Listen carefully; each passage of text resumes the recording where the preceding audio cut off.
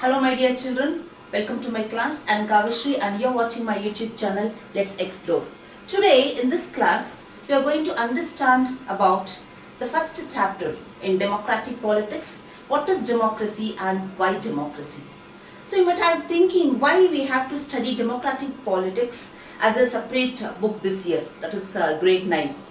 It is very much needed for each and every student to understand or to have the civic sense.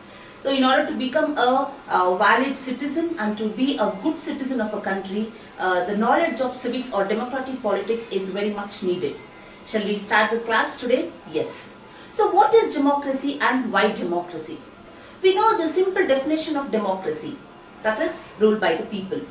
Do you know the Greek root which is derived from the democracy? Democracy is a word which is derived from the Greek word Demokratia. So demo means people, kratia means rule. So Demokratia means rule by the people. We have understood about Abraham Lincoln. He had remarked and he has given a renowned definition about democracy, that is, democracy is a government of the people, by the people and for the people. So democracy, it is a form of government of the people, by the people and for the people. So we cannot just accept a simple definition of rule by the people. So, and even you know the difference between democratic and non-democratic countries. In order to distinguish between democratic and non-democratic government or country, we should understand its features. So, in order to understand the features of democracy, we have certain features on the board we should check out. So, first feature is rulers are elected by the people and they take major decisions. So in democratic form of government, rulers are elected by their own people and they themselves, the representatives, will take major decisions. So to understand this feature, we have to think of a Pakistan case. So this case study of Pakistan will explain about the first feature. Parvez Musharraf on October 1999, he led a military coup and he dissolves the parliament, which was having a democratic elected assembly. He dissolves and he will have he will take up the position of chief administrator of the country. And later on he changes his designation as the president. And he also changes amendment and he issues the order and he changes the amendment based on the framework legal order, and in which the president can change or he can dismiss the elected parliament or the provincial government. So from then onwards he was having all the power and even including military. Even the representatives who were elected, they had just a low power, that is they had meager power, but rest of the final power was with the hands of military and also Parvez Musharraf. So here even though representatives are elected, but these representatives must involve in decision making. So democratic government, the feature of first feature of democratic government is that rulers are elected by the people and that representative rulers should take all the final decisions. And we shall move to the next feature, that is free and fair election. So in democratic form of government, election will be conducted and it should be based on free and fair. And people should be very much free and they should have all the choices to select their representatives, and nobody should force them or threaten them to vote for the particular party. So here example, if you take China, so here what happens, only the National Congress Party, that is China's Communist Party, is winning in election, and we can easily make out that they are threatening the people and through the means of violence and also the malpractices and rigging, they are running the government. And in Mexico, they have general elections for 6 years.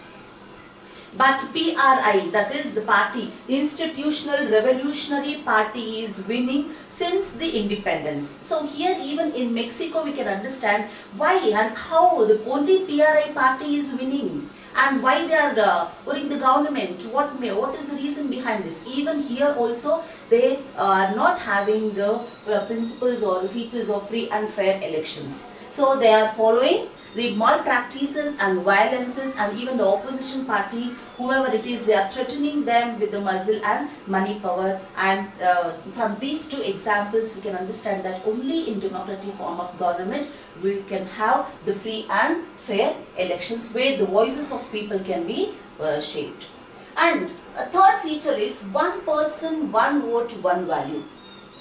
In a country like India, if you take an example as a democratic country, here we have one person, one vote, one value.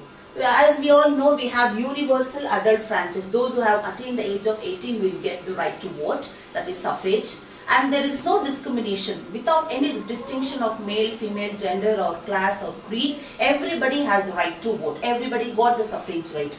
But here each and every citizen vote is equal to one vote. That is each one vote, that is one person's vote is equal to one value. So whether the person can be a president or a beggar, but his vote is equal to single vote. If you take the example of Saudi Arabia, in Saudi Arabia women do not have suffrage, right to vote. They are denied to have this right to vote. And here in Estonia and even Fiji, in these countries also they deny voting to certain sections. It is not provided, and they have indigenous. Fiji will have their vote is valuable than the other Fijis. So like this, only in democratic form of government, one person, one vote, one value, which it enables the dignity of each and every citizen, and it provides political equality in democratic form of government. Next is rule of law and respect for rights. So democratic government, it's not that they can rule all the representatives who are elected by the people. They can't just rule according to their whims and fancies. They have to meet the demands of the people. If you take the example of Zimbabwe, the case study of Zimbabwe, so they got independence in 1980. Oh, the party which was won is ZANU-PF is the party, and this party leader was Robert Mugabe. He becomes the president, and since independence he is the president of Zimbabwe. So easily we can make out, and even if anybody protest against this president were regarded as illegal. So whoever comes and asks, or if they have any grievances and if they oppose the president, so why this is happening, even you can give chance to others also. So if they raise their voice and if they start protesting against the president, they were all regarded as illegal, and no judiciary is going to help those people. So here all the citizens, citizens' rights are not respected in this situation. So but this happens only in democratic form of government, where each and every citizen's rights are respected, and we have rule of law. If anybody violates the other rights, Constitution guarantees each and everybody's fundamental rights. They can enjoy their rights, which is given as a privilege, but and at the same time they should not violate others'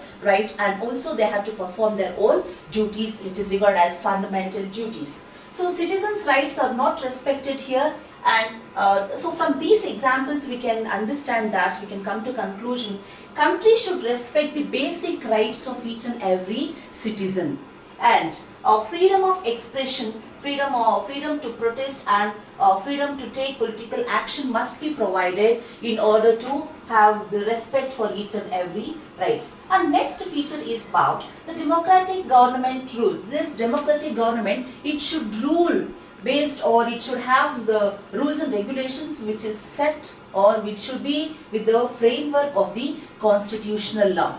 So each and every rules and regulations, or whatever amendments they make, it should be with the consent of the people, and all the people should be abide with the rules and regulations of the constitution. So well children, in this class we understood about the meaning of democracy. That is, democracy is a word which is derived from the Greek word Demokratia, means people rule, and Abraham Lincoln's definition, and what are the features that differentiate democratic country with the non-democratic. Thank you.